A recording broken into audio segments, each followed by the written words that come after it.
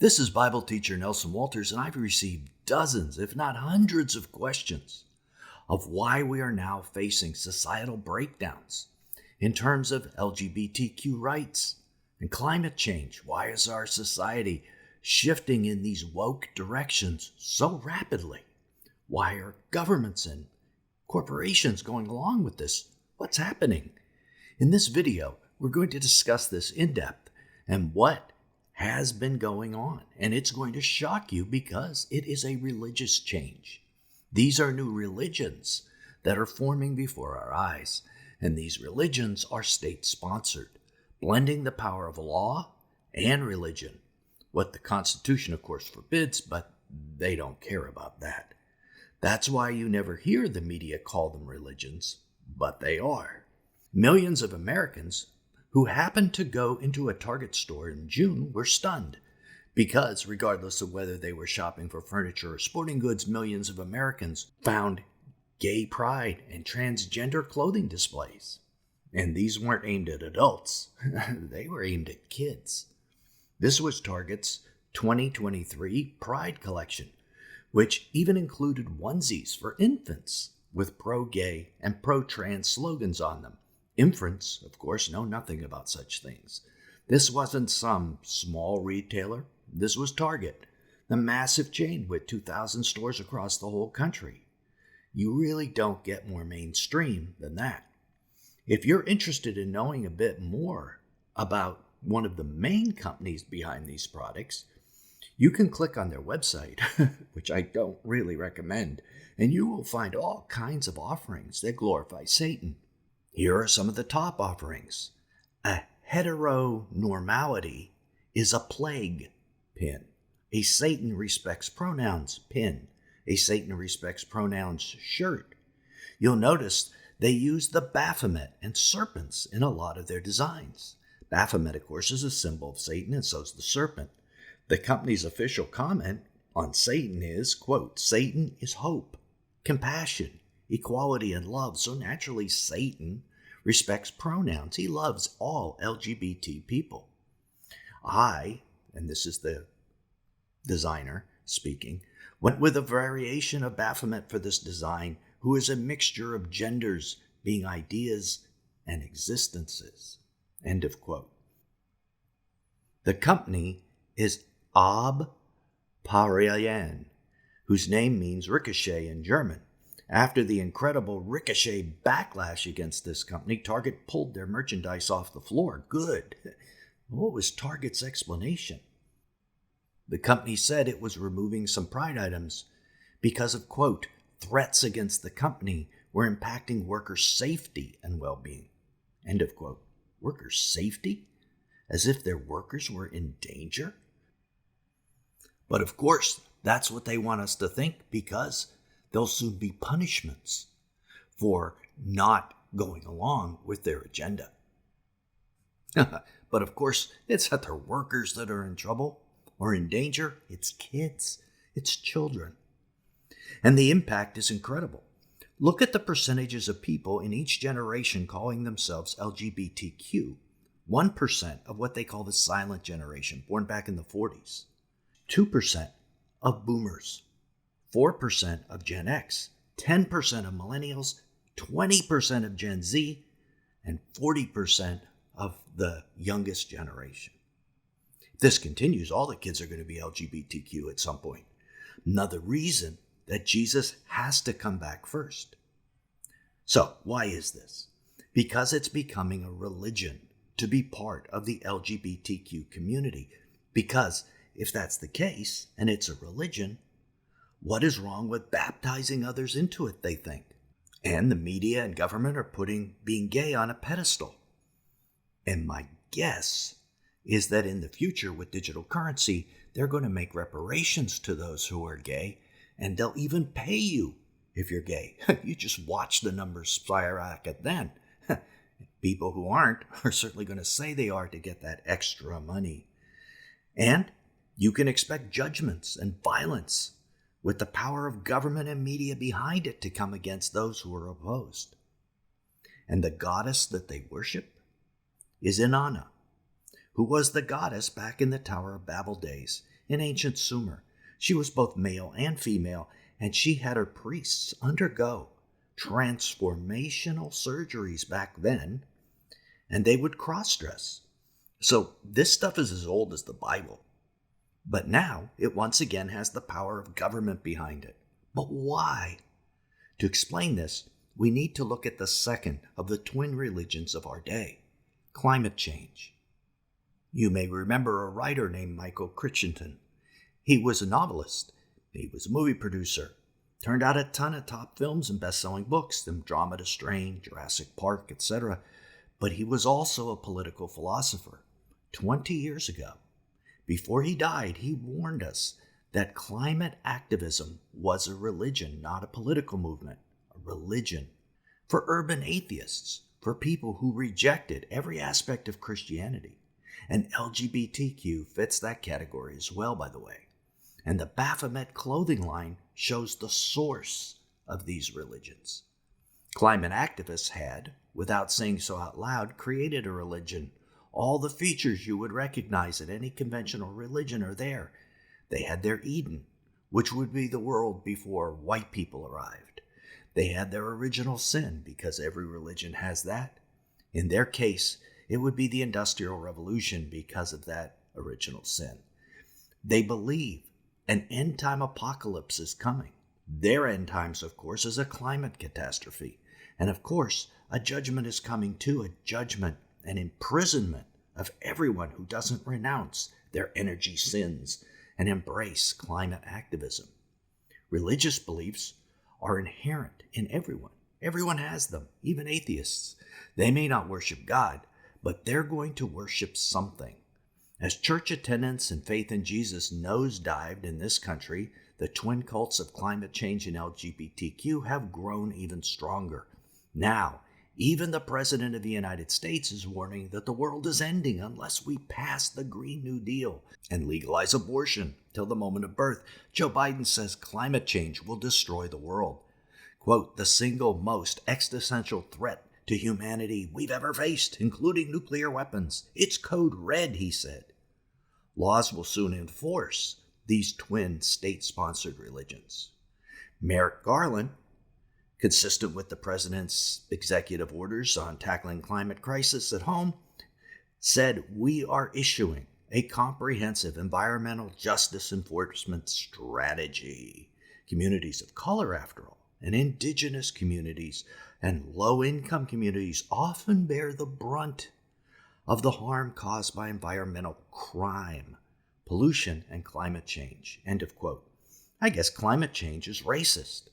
Another original sin to be punished, by the way. And that, folks, is the goal of these state-sponsored religions. This goes back to the 1980s, where the United Nations and associated globalist roundtable groups were hard at work developing a scheme to convince the population to embrace global centralization of power, a one-world government backed by a one-world atheist religion. Their goals were very direct. They wanted a rationale for governmental control of the human population.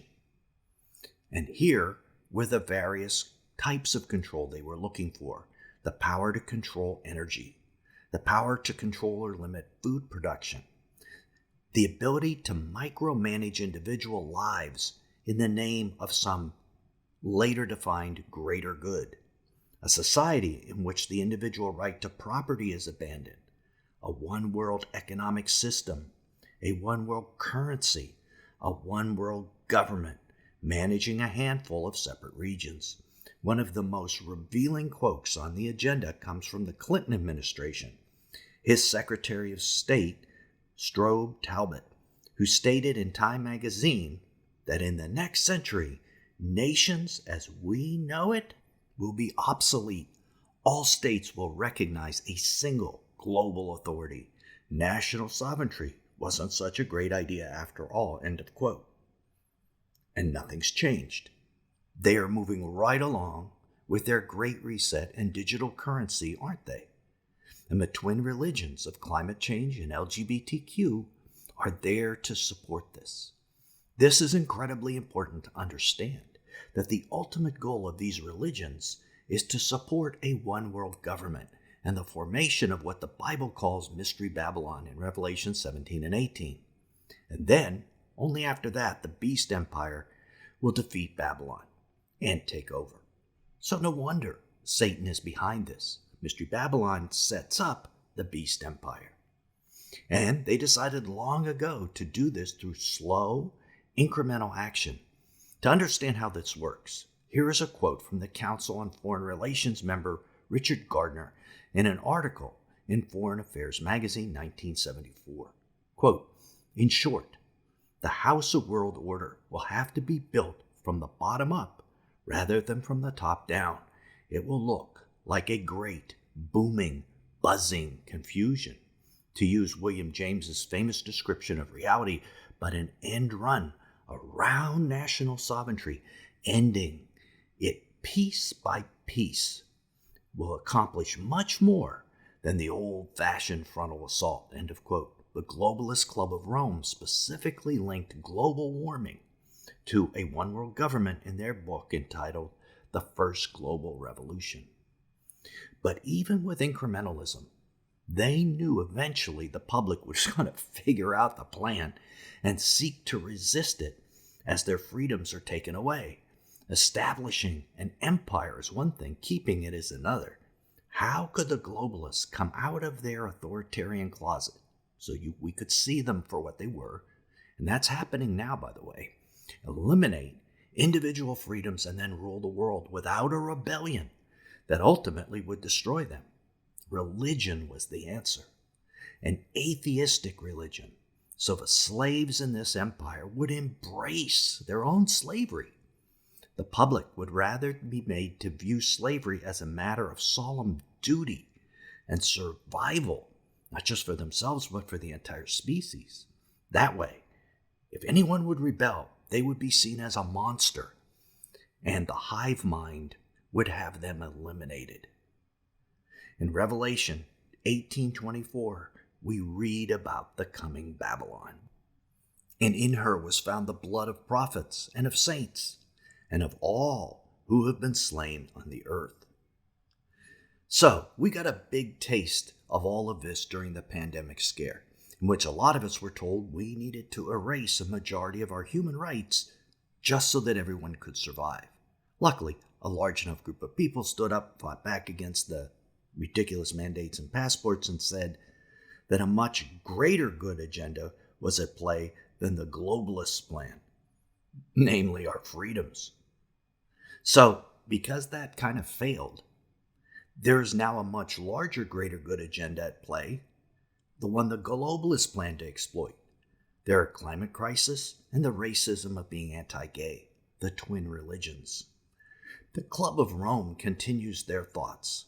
Quote, "In searching for a common enemy against whom we can unite, we came up with the idea that pollution, the threat of global warming, water shortages, famine, and the like would fit the bill.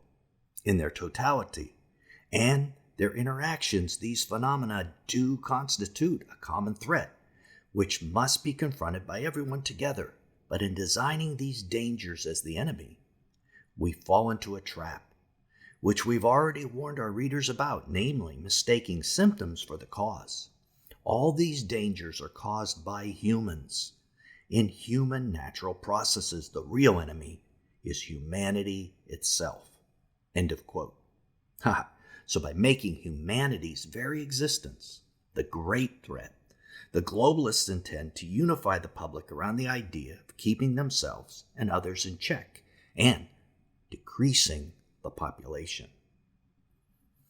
The public would have to sacrifice their freedoms and submit to control in the belief that the human species is in too much danger to be allowed liberty, and those not wanting to sacrifice their freedoms would be eliminated. This would have the net effect of eliminating everyone who doesn't conform to the globalist plans, which of course is really what they want. Now, to be clear, in my opinion, there's zero evidence of a climate crisis caused by man-made carbon emissions or greenhouse gases. There are no weather events that are out of the ordinary in terms of the Earth's historic climate timeline, there's no evidence to support, a tipping point. Theories on temperatures. The Earth's temperatures, after all, have risen less than 1 degree in 140 years. The official temperature record only goes back to the 1880s, but there are evidences of big swings in temperatures prior to that, long before greenhouse gases.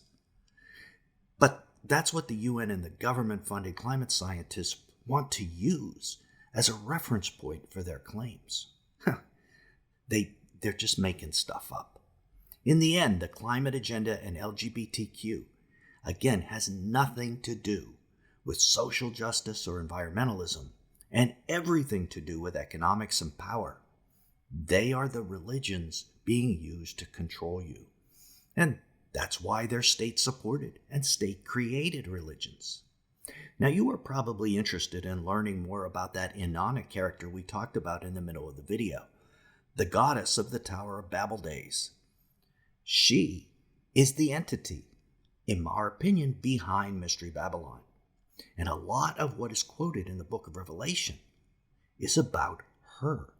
Click right here to keep watching and discover how those passages in Revelation about Babylon mirror the ancient festivals and religious worship of this goddess Inanna in ancient Sumer. Till then, this is Nelson, and I'll see you there.